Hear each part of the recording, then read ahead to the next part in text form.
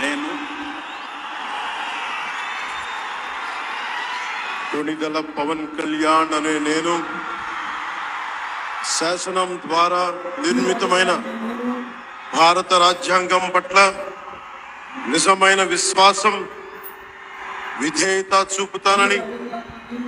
భారతదేశ సార్వభౌమాధికారాన్ని,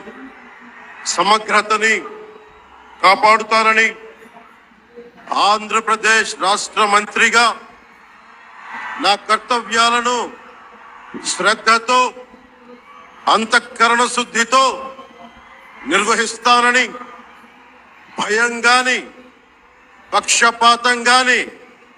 రాగద్వేషాలు గాని లేకుండా రాజ్యాంగాన్ని, శాసనాలని